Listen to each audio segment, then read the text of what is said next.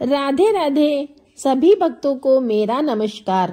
आज के इस वीडियो में मैं आपके लिए लेकर आई हूँ सफला एकादशी व्रत की कथा।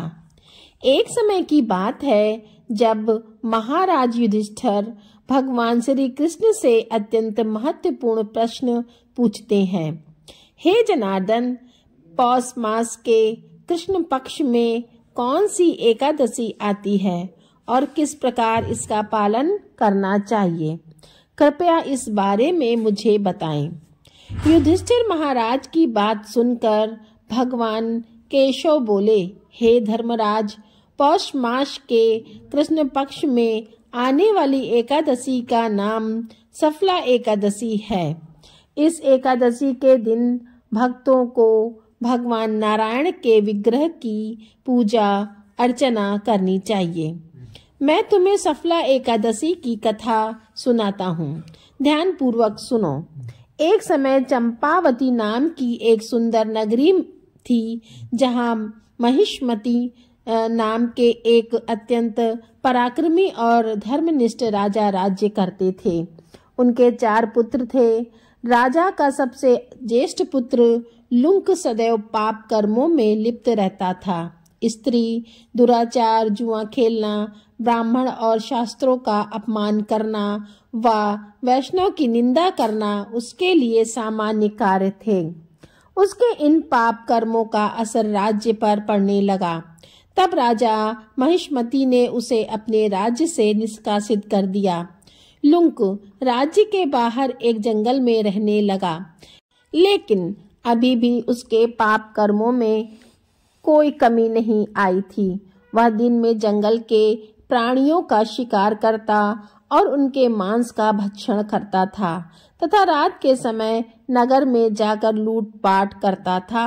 अनेक बार लोगों ने उसे चोरी और लूटपाट करते पकड़ा भी था, लेकिन लुंक के पाप कर्मों का अंत नहीं हुआ। वो जंगल में एक अति प्राचीन विशाल भगवान श्री हरि के प्रिय पीपल के वृक्ष के नीचे रहता था। इस प्रकार काफी समय बीत गया। आखिरकार उसके जीवन में परिवर्तन का समय आ ही गया।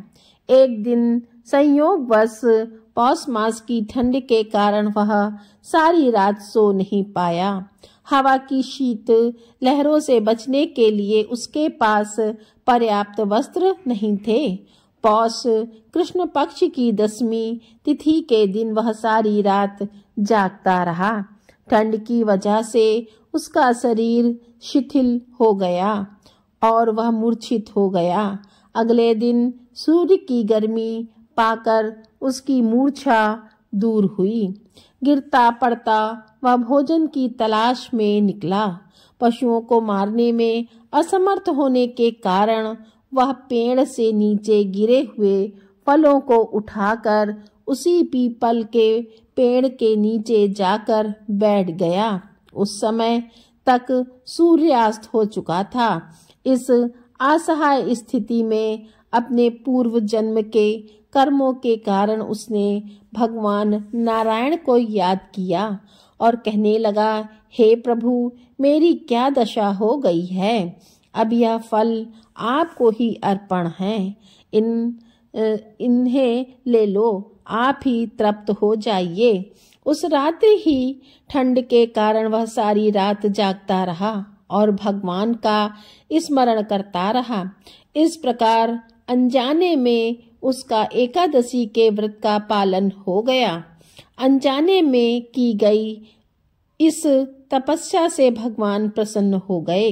सवेरा होते ही एक सफेद तेजस्वी घोड़ा लुंक के पास आकर खड़ा हो गया।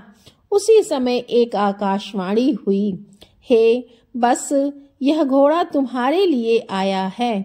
भगवान श्री नारायण की असीम कृपा और सफला एकादशी के व्रत का नियम पूर्वक पालन करने के कारण तुम्हारे समस्त पाप नष्ट हो गए हैं।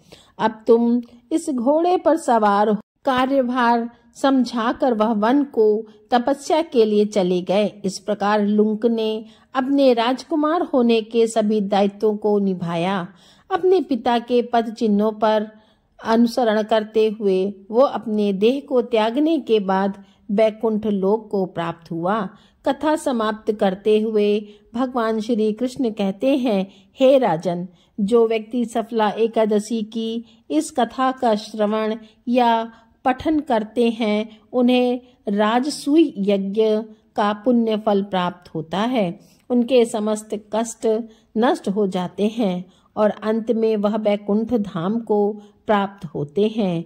जय श्री हरि कृष्ण विष्णु। दोस्तों, वीडियो अच्छी लगी है तो लाइक करें, कमेंट करें और सब्सक्राइब करें। राधे राधे।